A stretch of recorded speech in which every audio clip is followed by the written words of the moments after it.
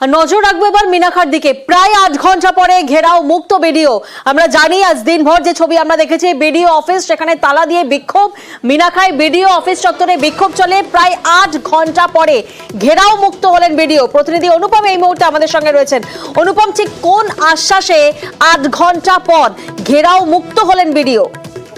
হ্যাঁ দেখো প্রিয়াঙ্কা, এই যে মিনাখা বিডিও অফিসে যেসব ভিআরপি কর্মী, তার মানে গ্রামীণ সম্পদ কর্মী, যেসব ঠিকা কর্মীরা যারা বিভিন্ন সরকারি প্রকল্প নিয়ে গ্রামে কাজ করে, তাদের প্রায় 5 থেকে 6 মাস করে তাদের যেসব বেতন তারা পাচ্ছিল না, তাদের বাকি ছিল।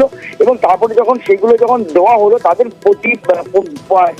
প্রতিটা কর্মীরই কিন্তু টাকা কম আসে। এবং তারপরে তারা বিডিও এবং জয়েন্ট বিডিওকে বহুবার বলার পরে কোনো সমাধান না হওয়ার পরে আজকে বিডিও অফিস ঘেরাও করে কিন্তু তারা বিক্ষোভ দেখাতে থাকে এবং বিডিও অফিসে তালা দিয়ে বিডিও এবং জয়েন্ট বিডিওকে ঘিরে রেখে কিন্তু তারা বিক্ষোভ দেখাতে থাকে। প্রায় 8 ঘন্টা পরে তারপরে 4 জনের প্রতিনিধি দলকে বিডিও ভেতরে ডাকে এবং তারপরে প্রায় 25 মিনিট আলোচনার পর তারপরে আশ্বাস মেলে যে খুব শীঘ্রই এই সমস্যার সমাধান করবে বিডিও এবং জয়েন্ট বিডিও। এই আশ্বাস মেলার পরেই তারা কিন্তু ঘেরাও মুক্ত করে।